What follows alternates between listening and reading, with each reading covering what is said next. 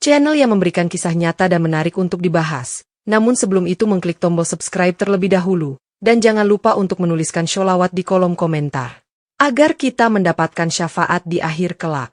Siang itu, di balik gedung-gedung tinggi kota, di sebuah kafe mewah yang terletak di sudut jalan, seorang pria berseragam polisi duduk dengan santai.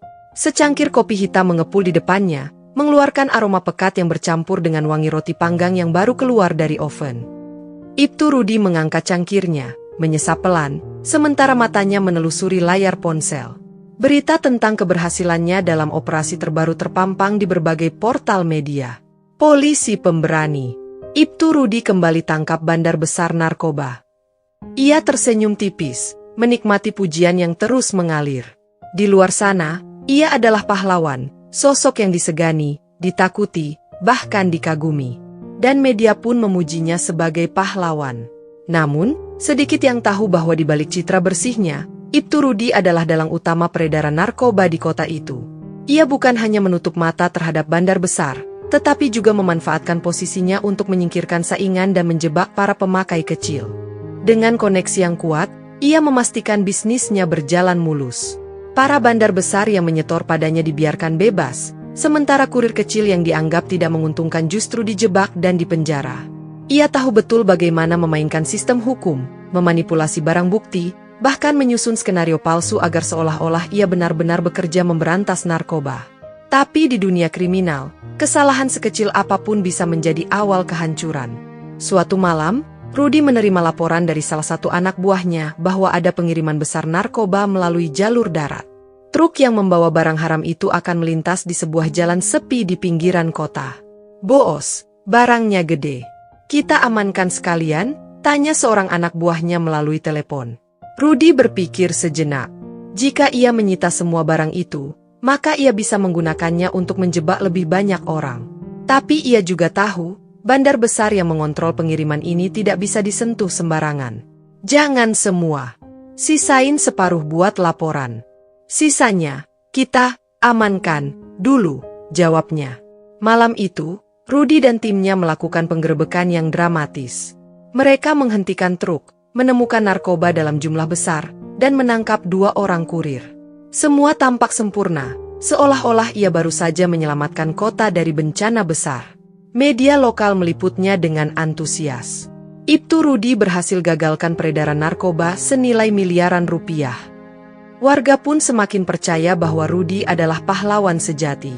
Namun, ada satu hal yang tidak ia sadari. Seseorang di Mabes Polri mulai curiga padanya. Setelah penggerebekan yang sukses, Ibtu Rudi duduk santai di ruang kerjanya. Seorang anak buahnya, Bribka Tony, masuk dengan membawa amplop tebal. "Ini dari Bos Riko, bagian kita." "Pak," bisik Tony sambil meletakkan amplop di meja. Rudi membuka amplop itu dan tersenyum. Uang ratusan juta rupiah tersusun rapi di dalamnya. Bos Riko adalah salah satu bandar besar yang Rudi lindungi. Malam itu, sebagian barang narkoba yang seharusnya disita diserahkan kembali ke Riko dengan dalih, barang sitaan tak lengkap. "Bagus. Pastikan yang 2 kurir yang kita tangkap tetap diam," kata Rudi sambil memasukkan uang ke lacinya. Namun, ada sesuatu yang mengganjal pikirannya. Ia merasa ada yang memperhatikannya akhir-akhir ini. Sejak beberapa minggu lalu, ia melihat mobil hitam tanpa plat yang sering terparkir di dekat rumahnya. Selain itu, seorang rekan sesama polisi memperingatkannya secara halus untuk lebih berhati-hati. Namun, Rudi tak terlalu ambil pusing. Dengan kedudukannya, siapa yang berani menyentuhnya? 2 hari setelah operasi, Rudi kembali ke rutinitasnya, menjebak para pemakai kecil untuk menunjukkan bahwa ia bekerja keras. Malam itu, ia memerintahkan anggotanya menangkap 2 pemuda yang sedang nongkrong di gang sempit.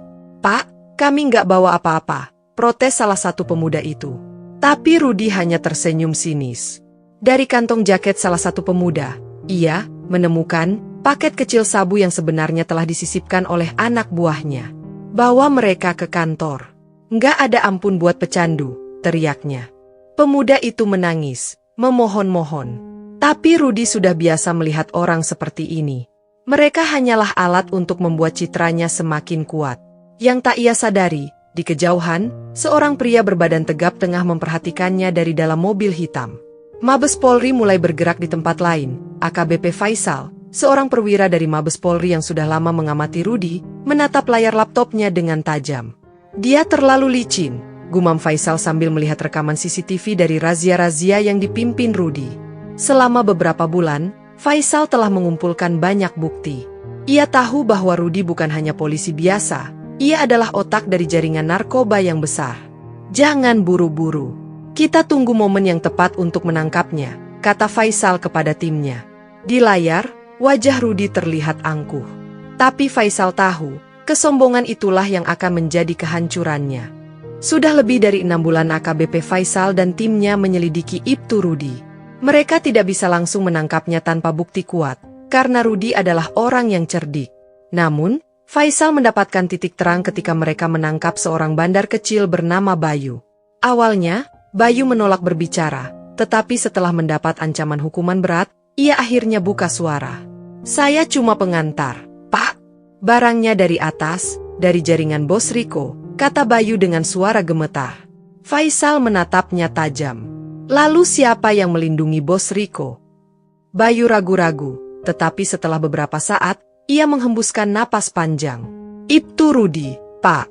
Dia yang kasih tahu kapan ada razia. Dia yang tentuin siapa yang bisa disingkirin, dan siapa yang boleh jalan terus. Faisal tersenyum tipis. Inilah bukti yang selama ini mereka butuhkan. Rencana penjebakan Faisal tahu bahwa Rudi tidak bisa dijebak dengan cara biasa. Ia punya banyak kaki tangan di kepolisian dan di kalangan bandar narkoba. Mereka pun menyusun rencana. Tim intelijen dikirim untuk memantau pertemuan rahasia antara Rudi dan Bos Riko di sebuah gudang kosong di pinggiran kota. Malam itu, rekaman video menangkap semuanya. Rudi menerima koper berisi uang dari Bos Riko sebagai imbalan atas perlindungannya. Tidak hanya itu, rekaman tersebut juga menangkap percakapan mereka tentang pengiriman narkoba yang akan datang. Semuanya sudah beres, kan? Kata Bos Riko sambil menyalakan cerutunya. Rudi mengangguk. Jangan khawatir, aku yang urus semua. Polisi biasa nggak akan bisa menyentuhmu. Itulah momen yang Faisal tunggu. Ia memberi isyarat, dan tim dari Mabes Polri langsung mengepung gudang itu. Penangkapan yang mengejutkan. Polisi, angkat tangan. Rudi terkejut, tetapi dengan cepat ia mengeluarkan pistolnya. Ia tahu ini jebakan. Namun, sebelum ia bisa melarikan diri, beberapa petugas sudah mengepungnya dari semua sisi.